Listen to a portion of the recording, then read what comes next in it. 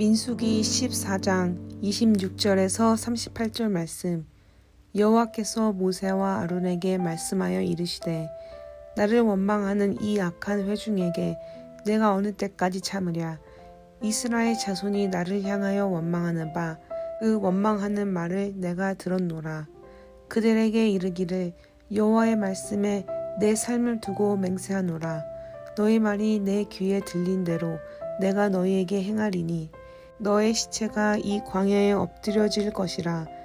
너희 중에 20세 이상으로서 계수된 자 곧 나를 원망한 자 전부가 여분네의 아들 갈렙과 눈의 아들 여호수아 외에는 내가 맹세하여 너희에게 살게 하리라. 한 땅에 결탄코 들어가지 못하리라. 너희가 사로잡히겠다고 말하던 너희의 유아들은 내가 인도하여 드리리니 그들은 너희가 싫어하던 땅을 보려니와 너희의 시체는 이 광야에 엎드려질 것이요 너희의 자녀들은 너희 반역한 죄를 지고 너희의 시체가 광야에서 소멸되기까지 40년을 광야에서 방황하는 자가 되리라. 너희는 그 땅을 정탐한 날 수인 40일의 하루를 1년으로 쳐서 그 40년간 너희의 죄악을 담당할지니 너희는 그제서야 내가 싫어하면 어떻게 되는지를 알리라 하셨다 하라. 나 여호와가 말하였거니와 모여 나를 거역하는 이 악한 온 회중에게 내가 반드시 이같이 행하리니 그들이 이 광야에서 소멸되어 거기서 죽으리라.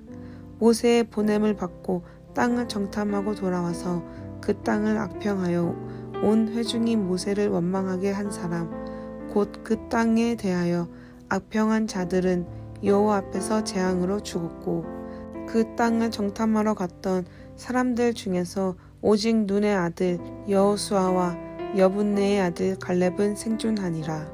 아멘. 함께 기도하겠습니다. 하나님, 오늘도 순종으로 살아가는 자 되고 싶습니다.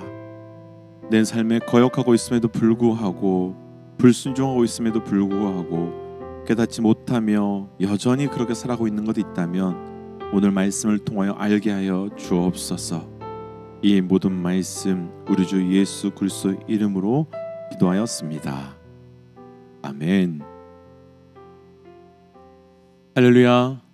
어떤 상황 속에서도 그분의 이름을 외쳐 부를 때 우리에게 다가와 주셔서 우리의 힘과 소망과 능력이 되어주시는 우리 하나님의 이름을 높이 찬양합니다.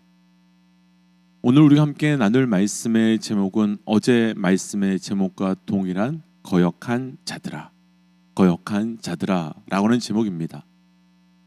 계속해서 가데스 바네아에서 있었던 말씀이 이어지고 있습니다. 가데스 바네아의 사건은 하나님 앞에서 일어났던 최고의 그리고 최악의 하나님을 거역하는 사건이었습니다.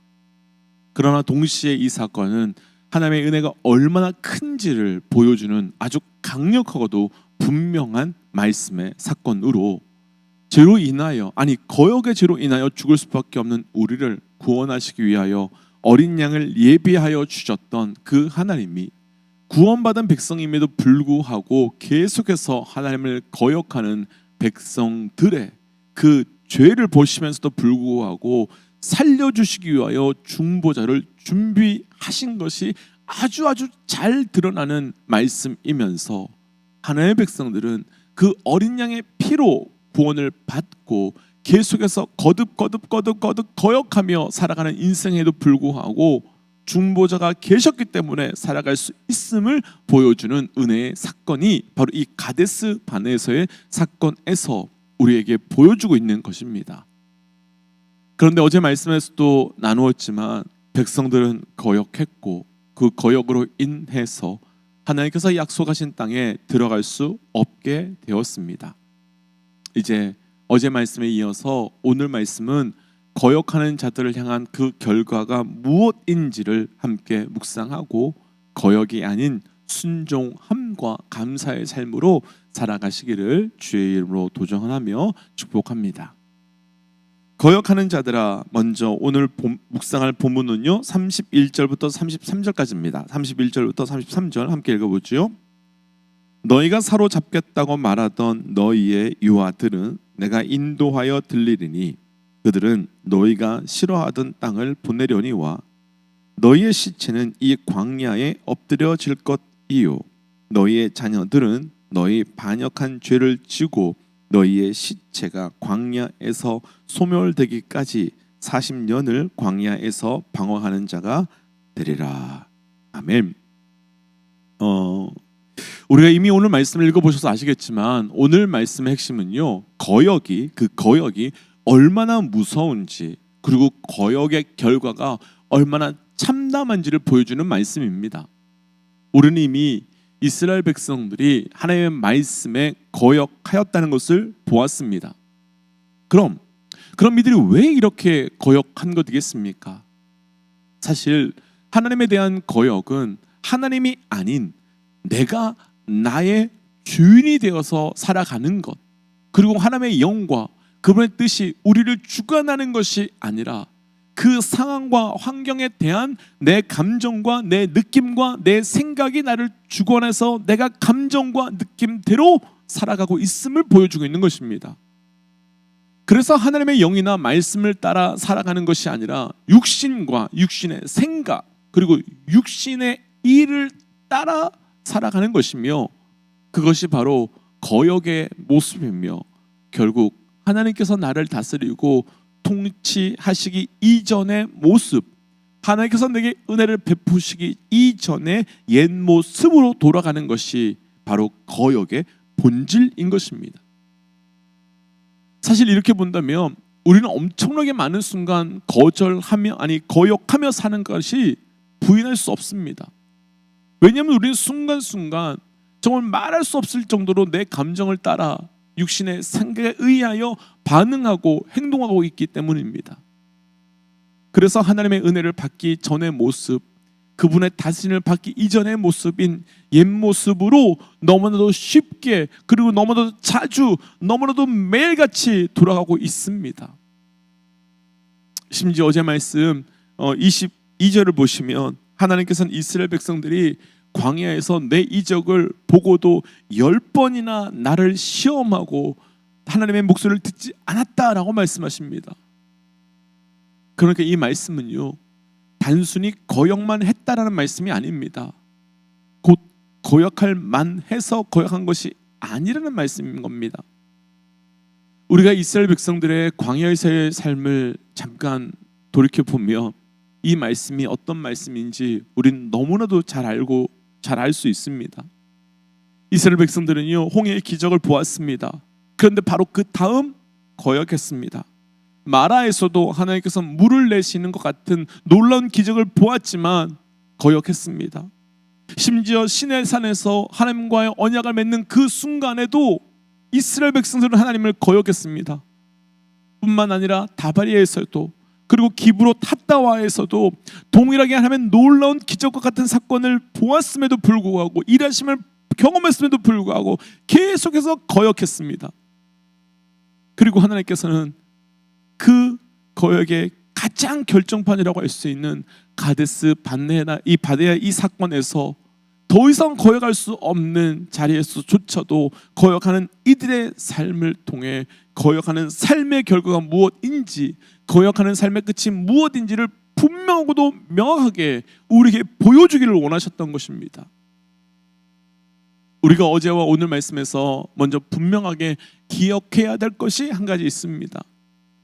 내 감정, 내 생각, 내 경험과 달라서 우리 거역할 수 있습니다. 그런데 우리가 거역의 자리에 서기 전에, 거역의 삶을 살아가기 전에 거역의 결과가 무엇인지를 분명하게 기억하셔야 된다는 것입니다. 하나님께서는 한 번의 거역을 넘어가 주셨다고 해서 하나님께서 가벼이 거역을 여기시는 것이 아니라는 것입니다. 원래 우리가 하나님께 구원 받은 이유는 우리가 죄를 알기 위해서가 아니라 은혜를 알기 위해서입니다. 그러니까 죄를 보여주시지만 종국적으로는 죄를 보여주시는 이유는 하나님의 은혜가, 아니 내게 임한 하나님의 은혜가 얼마나 큰지, 내가 받는 은혜의 결과가 얼마나 놀라운 것인지, 그리고 그래서 구원받은 우리는 하나님의 은혜가 이런 것이구나, 하나님의 은혜가 이렇게 감당할 수 없는 큰 것이구나, 그것을 보여주고 경험시켜 주시기 위해서 우리를 불러주신 것입니다. 그래서 거역한 자들은 단순하게 나 그거 하기 싫어요, 나 그거 마음에 안 들어요, 그래서 안 할 거예요, 그 정도 의미가 아닌 그것을 훨씬 뛰어넘는 것이며, 그래서 거역하는 자들은 단순하게 좋은 것을 거역하는 정도가 아니라 하나님께서 그를 통해서 증거하시려고 하는 하나님의 역사와 하나님의 섭리와 하나님의 하나님 되심을 거절하는 것이 되는 것입니다. 때문에 오늘 말씀에서는 거역하는 자들에게 어떤 일들이 벌어지는지를 보여주는데요. 우리 본문 25절 함께 좀 읽어보겠습니다. 본문 25절 함께 천천히 읽어보지요. 아말렉인과 가나안인이 골짜기에 거주하나니 너희는 내일 돌이켜 홍해 길을 따라 광야로 들어갈지니라.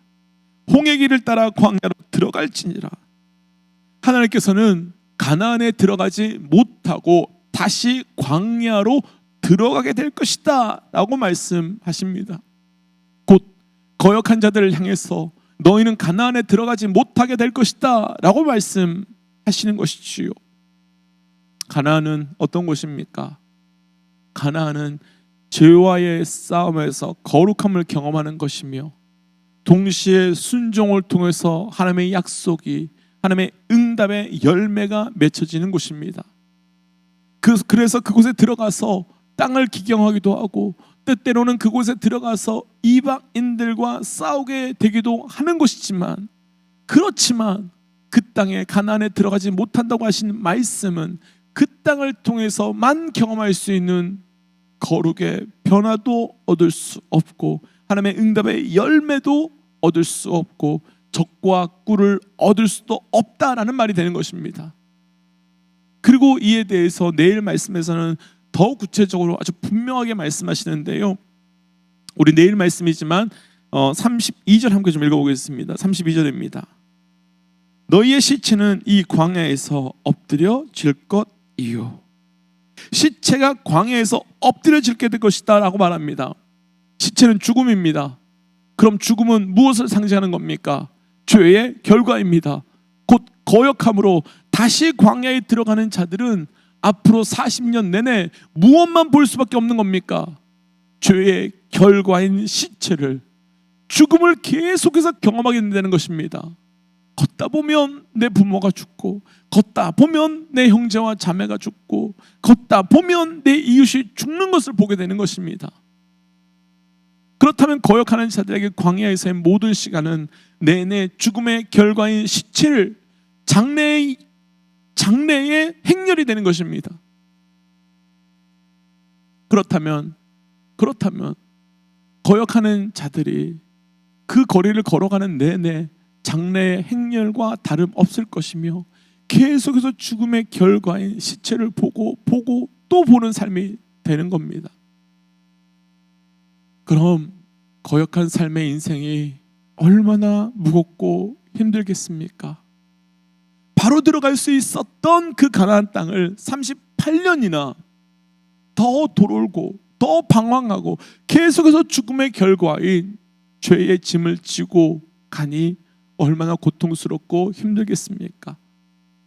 뿐만 아니라 내가 거역했었던 죄 때문에 나뿐만 아니라 내 자녀들까지 하나님과 멀어지고, 또한 그 땅으로 들어갈 수 있다고 말한 여호수아와 갈렙, 그리고 약속의 땅의 기쁨을 누리고 있는 그 모세를 제외하여 모든 사람들은 다시 광야의 어둠의 죽음의 죄의 길로 들어가게 되니 얼마나 비참하겠습니까? 이 삶이 비참한 이유가 있습니다. 앞서 나누었지만 하나님의 백성은 하나님이 사랑하면 어떻게 되는지를 증거하고 보여주기 위하여 선택받은 백성입니다. 그래서 하나님의 무조건적인 선택 안에서 받은 은혜를 증거하며 보여주게 되는 겁니다. 그런데 이들은요, 거역함으로 이제부터는 하나님께서 사랑하지 않으시면, 하나님께서 보호하지 않으시면, 하나님께서 이 은혜를 거두시면 어떻게 보여주는지를 광야 땅에서 모두 다 증거하는 인생이 되어버린 겁니다. 더구나 하나님께서는 40년 그 정탐한 날을 1년으로 계산해서서 그 40년 동안 광야에 더 있게 하셨다고 말씀합니다. 순종하였을 때는요, 단 한 번의 순종이 40년 넘게 우리에게 은혜로 임하였는데, 거역했을 때는 한 번의 거역이, 하루의 거역이 40년을 넘게 우리를 책임지게 하는 것입니다. 그렇다면 왜 하나님께서는 수천 년 전 거역한 자들의 삶을 우리에게 보여주고 계신 것이겠습니까? 왜 거역한 자들의 삶을 우리에게 말씀해 주고 있는 것이겠습니까?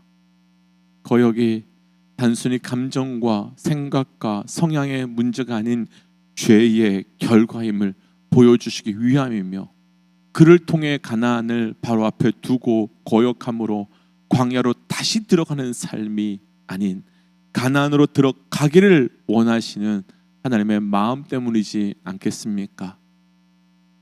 믿음의 동역자 여러분, 우리가 분명 이스라엘 백성, 곧 구원받은 하나님의 백성이라고 한다면 이제 우리가 할 것은 분명합니다. 거역이 아닌 순종의 삶, 거역이 아닌 들음의 삶. 도전하기는 우리의 삶이 그런 삶이 되어 가나안의 놀라운 은혜를 누리시기를 주의 이름으로 축복합니다. 그래서 이 시간 이렇게 기도하고 싶습니다.